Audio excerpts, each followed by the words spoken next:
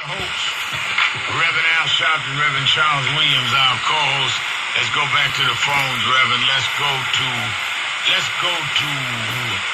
Tony in your town, Detroit, on 9:10 a.m. Superstation. Tony? Brother Al, how you doing, sir? I'm good. How are you? Charles, I want to tell y'all about two incidents. Charles, you may have heard about it here. Well, this three incidents happened in Kroger. This white boy who tracked a carjack someone to Kroger on 13 Mile, I think, Gratiot. And when somebody got intervened, so the boy ran to the side of the building, and the police officer got there. He wouldn't drop his knife. He told him to kill him. And they refused to approach him. They waited till three more cars come there. And they waited him out, then they rushed the boy and tased him and got him in control.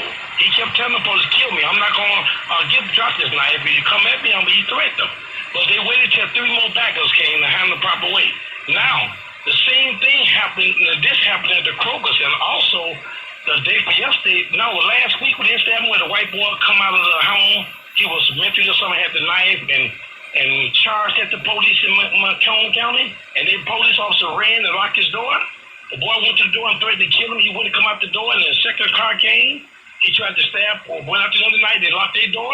And when the third car come, they friendly, they shoot him, and he died later. But look at the how they cooperated to stop from killing him. See what they go through on their people? They don't just, when you chase the officer with a knife, he run and lock his door. And don't even respond back. And now I got another incident at a Kroger supermarket also.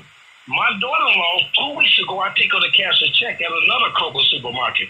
She cashed a $400 check. The white boy snatched her wallet and ran out the store. We give her partially chase. She disappeared. Anyway, the people who were in the store said, I know him from hanging here before. We called the police and make a report. They catch the boy a week later.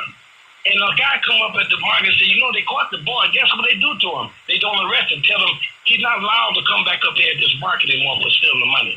No arrest and no contacting us in the face. Now, what have that been a black man? Now, this is very unacceptable. They caught the boy, wouldn't even arrest him, where we go to court to get our money back. They released him and told him no arrest, he's just not allowed to come on that premises. Now, this boy, you Google it up, when you will see what this boy charged at them at with the knife at his mama's house, not the Kroger incident, and they ran and locked their door. They stopped for people. They ended up killing the boy. Wow, 3 cars, he chased it, locking the door, running with a knife, he trying to go on after him. This would never happen if a black man was involved in that thing. No. So what y'all think of that? No, that happened at that Kroger in Macomb, as well as Macomb, the other case. They just killed this last week when they shot this other boy. No, you're absolutely right, Tony, and I think that's something we need to look into.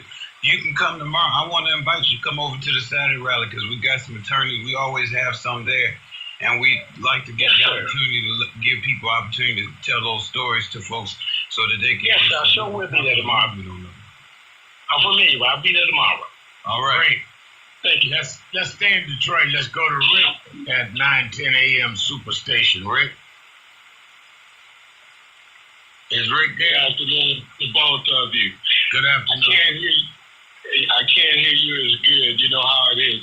But I just wanted to add to something you mentioned earlier about even the Democratic turnout.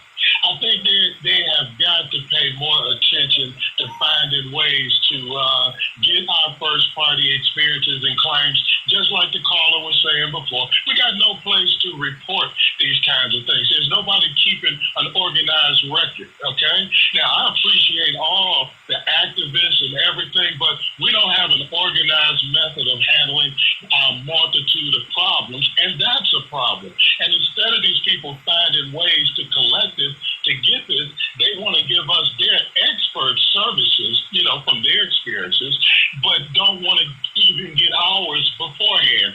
They know who I should vote for without ever even collecting and hearing my problem. And I find that amazing. And I want off that ESP kind of politics. And that's the issue here I find in Michigan. And I think they put no emphasis on the pre-organizing game. It's okay to make a connection with other people to plan for advocacy. People join all kind of clubs, bowling clubs. They get high together. They party together. Can we get a mutual agreement here to just exchange our experiences? Among people you would like to do that with.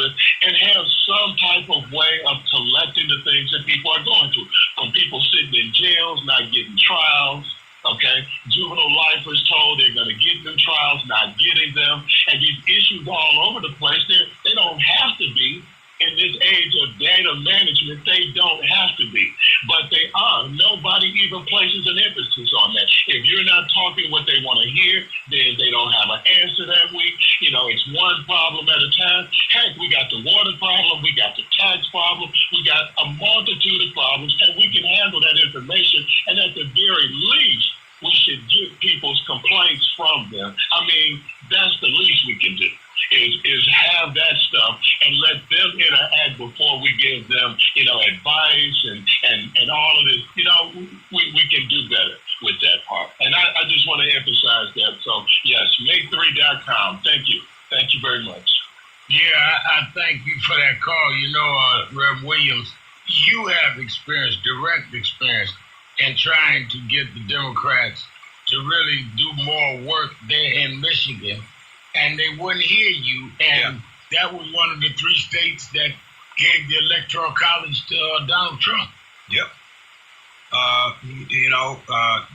Detroit, Pennsylvania, and Milwaukee, 3 states that typically go Democrat, but ignored, in our opinion, ignored these urban-based votes like Milwaukee, Philadelphia, and Detroit. Could have definitely made the difference. If you don't talk to us, your issues don't talk to us, you don't deal with us before it's campaign time, then how can you expect that we're supposed to actually turn out votes? You asking us to make brick fruit out of straw. And I can speak for Michigan. I can't speak for the Democratic Party experience you may have in other states and other places. But I can just tell you that if we don't get out of the politics of just we'll decide who the candidates will be, and we'll just thrust them on top of you, and you should just do what we say do. If we don't get out of that politics, we're gonna be in bad shape. Yeah. You can keep trying to create all the monsters you want to. It just doesn't work when it comes to look. When you have had better, you ain't gonna go better. That's like a man that's dated the finest woman ever, and decided and broke up and decided he was gonna go for something less than what he already had. When you've had the best, and I have to be honest with you, I think our experience with President Barack Obama and Michelle Obama and that family, our campaign and our engagement experience from public servants, that's what I'm trying to tell you. Our experience in that has been golden. No other president has touched the American people and have touched the base vote, not just because he was an African American, but because he really seriously was working to make sure that he communicated and touched the folks who he represented. No other candidate or another elected official I know of has been able to touch people in that type of way, and talk about their issues, not only talk about the issues, but deal with their issues and have you to believe and trust that they were going to do, or they were working hard as they possibly could on it. When we had an issue in Ferguson, President Obama went to Ferguson and Senate Attorney General Eric Holder. And spoke out on it. Right? And Senate staff and Senate Attorney General Eric Holder and spoke out on it. Spoke out on it when Trayvon Martin happened. Right? He said Trayvon Martin could be his son. When we dealt with the issue of education under Obama administration, at least we had an African American task force to deal with the special issues that we have in urban America and African American education. What we got now? But see, Negroes didn't want to talk about, and folks didn't want to talk about, well, it's just a task force. But what do we got now? And when he had the task force on policing, it led to cameras on police in many cities and was moving toward real reform. And he, in fact, commuted more sentences for low-level nonviolent drug dealers than the last 11 presidents put together. One man handled. You tell them guys that got out of jail that were doing 30 and 40 years for a bag of reefer that Barack Obama didn't do nothing. But what is so troubling to me, Reverend, is all the people that was all screaming about Obama, they've had laryngitis for the 14 months of Trump. I haven't heard from them. Not one rally, not one march, not one appearance on TV. What happened to them? The ones that was talking about Obama wasn't nothing seem to have lost their voice about Donald Trump. Maybe they just scared. Let's take a break. We'll be right back. Keeping it real. William Sharpton right after this.